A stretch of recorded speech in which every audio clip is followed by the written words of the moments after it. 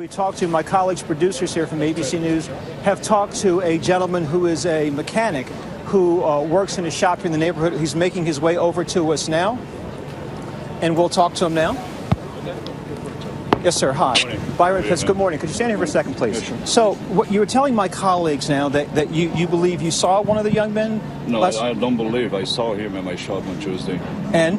On Tuesday? 12:30. This past Tuesday? Yeah. The day after the bombing? The youngest one, yeah. And what did he say? No, he had a car that he dropped in my shop, say 2 weeks ago, and he told me that the car belongs to his girlfriend. Uh-huh. Okay, so on Tuesday he came, and he said, Junior, I got to pick it up my car because my friend wants the car. And I said, man, the car has no bumper. I removed the rear bumper and I removed the tail lights. And he said, I don't care. And I noticed he was very nervous.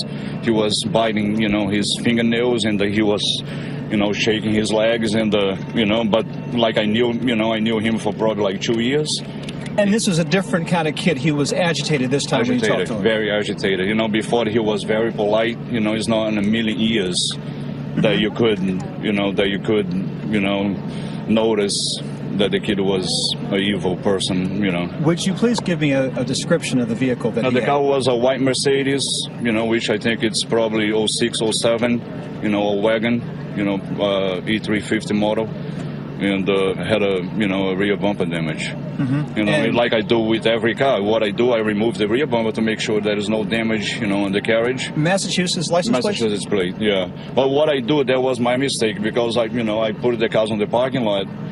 And, before, I started working them, I don't do paperwork till I put the car physically inside the shop. Did he pay by credit card? No, pay by they cash? always pay me cash. He always come to the shop with the friends, a lot of friends, the young kids that they say they come from Turkey, some from Russia, they say that they go to BU, they go to MIT, and they all drive nice cars, when I say brand new cars.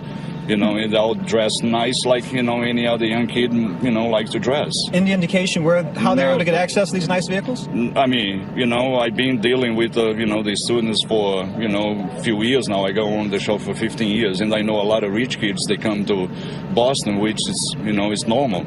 It's a college city, so they got money from their parents. He had been to your shop a number of times. Any conversation you'd have with him over the years? I talked to him before about soccer. Seems like he loves soccer. And they're like, clubs, and they always telling me, I want to buy this car, I want to buy a rim, I want to, do this type of paint jobs, and, that's it. Like I talked to every, other customer. And when you saw him on Tuesday, he was insisted he wanted his car, even though it wasn't complete yet. He wanted it then. Yeah, I didn't start working the guy. I was going to start working on Wednesday. And I say, why you want his car? He say, no, my friend wants the car back. My friend wants the car back. I'm taking the car right now. Sure. Was he by himself? He was by himself. Yeah, he lives right across the street from my shop, which is probably like 200 yards from my shop. Do you know who else lived in his house with him? No. I knew his brother, not that I knew them, him personal, but, doing business. They always, goes to my shop with friends. And how would you describe his brother? What kind of personality was he? It's a normal person. Same thing. Same polite, he talks to me, and always nicely, dressing nice all the time, nice clean cuts, and, I didn't realize till this morning, though. When you saw the pictures I saw the pictures. Yesterday I saw the pictures, the FBI pictures, and I noticed, one picture for the young kid, I noticed his nose, because he got a big nose, so I saw him on the side view, but I wasn't sure.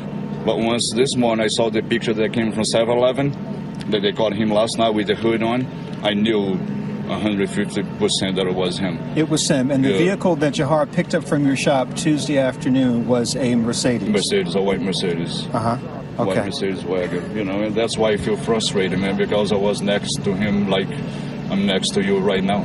Yeah. And I could do nothing. I wish I knew at the time, that it was him. Yeah.